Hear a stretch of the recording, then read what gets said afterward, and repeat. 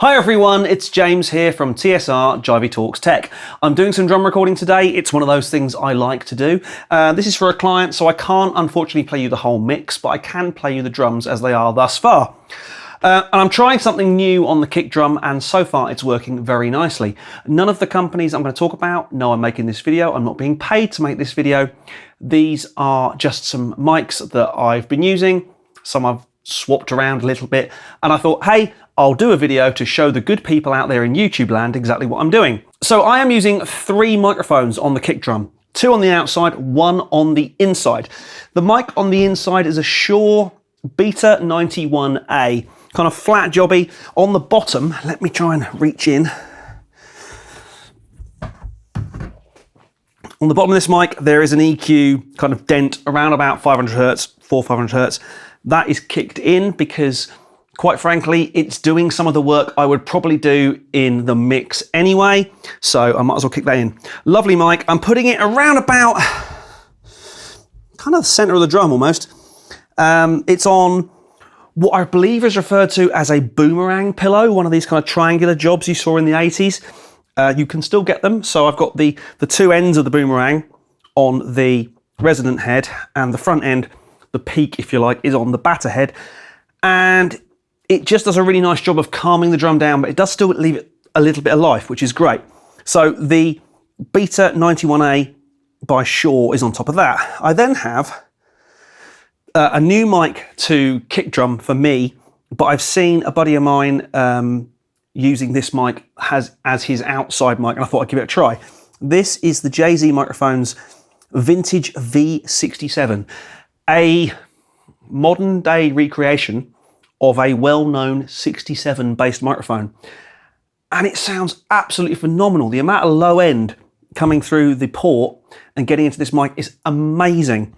I'm loving what this is doing. This is the new one for me, but it's doing a really nice thing. Plenty of bottom end, but also, if this was the only mic I had, I'd be quite happy. It sounds absolutely phenomenal. This is great. The third mic I'm using is this bad boy. This is by a company called Solomon, and it's called a Lofreq. Think of this as your kind of super low end, a bit like people would do with a Yamaha NS10 speaker or a Yamaha sub kick. This is basically a speaker acting as a microphone. So it's a speaker in reverse, if you like, picking up the super low end, giving plenty of usable sub, and it just fills out the bottom end. Now, in the past, I might have changed my microphones depending on the style of music I was recording. This is quite a heavy rock track, plenty of double kick and sort of faster stuff.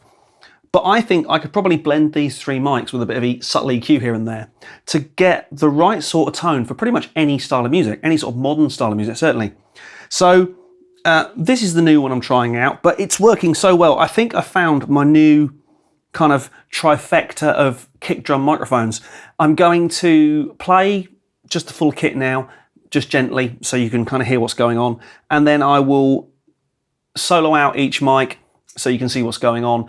And I'll take the EQ in and out and stuff like that so you can hear what processing is doing and how the 3 mics sound on their own and how they sound as part of the kit.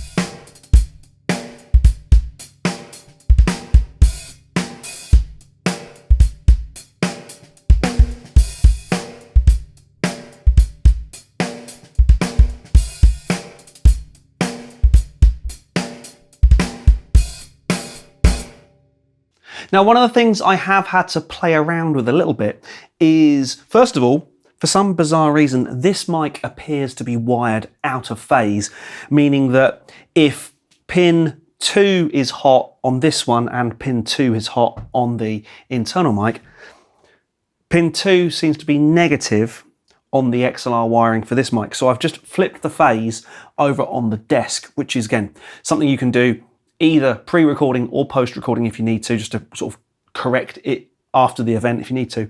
But other than that, getting these two lined up is obviously really important because we need these two to be perfectly in phase. Otherwise, we're going to start getting cancellation and we're not going to get as much of that lovely bottom end as we really like and require from having two mics. But say other than that, it's 3 mics on a kick drum. Blend them together in Pro Tools and away you go. So a quick one this time. I really hope you found that useful. If you did, please like, subscribe, hit the bell, all the normal stuff. The bell's over there, by the way. And I will see you next time for some more Jivey Talks Tech.